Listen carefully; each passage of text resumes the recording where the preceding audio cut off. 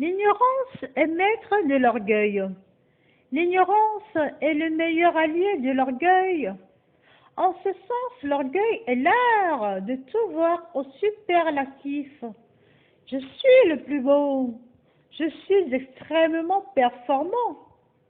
Que nous dit la Bible donc à ce sujet?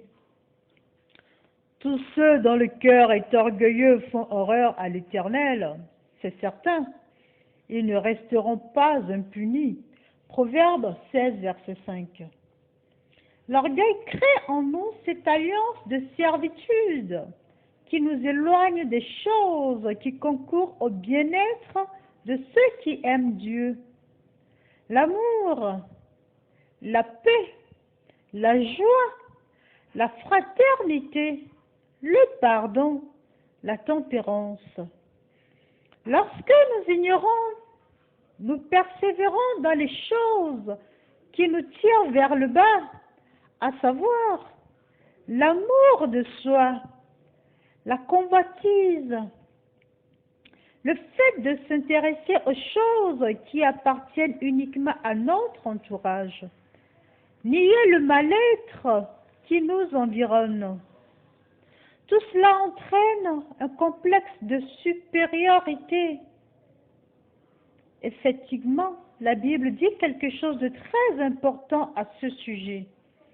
Malheur à ceux qui sont sages à leurs propres yeux et intelligents à leurs propres estimes. Ésaïe 5, verset 21.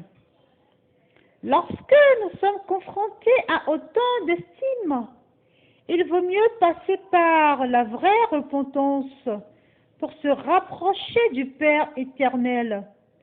Cette dernière consiste à prendre conscience, reconnaître ses erreurs, prendre la résolution de renoncer à ces dernières.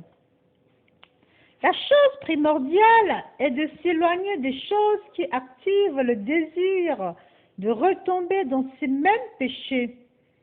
Car au final, nous devons rendre grâce à Dieu. Alléluia. Rendre grâce à Dieu. Que c'est beau.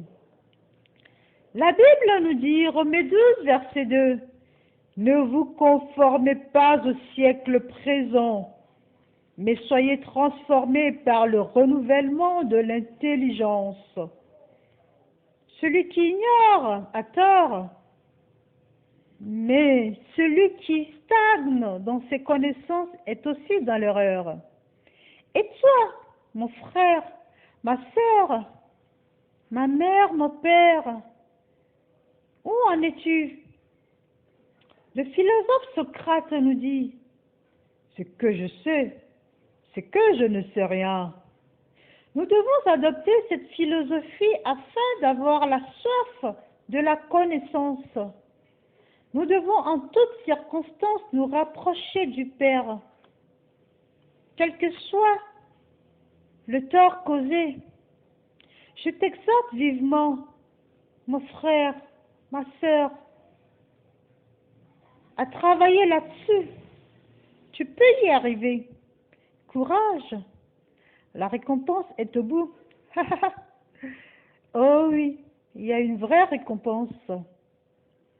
Et n'oublie pas, tu as un Dieu qui t'aime. Demeure richement béni. Tu viens d'écouter la voix de ton humble servante, Anne Ekwe.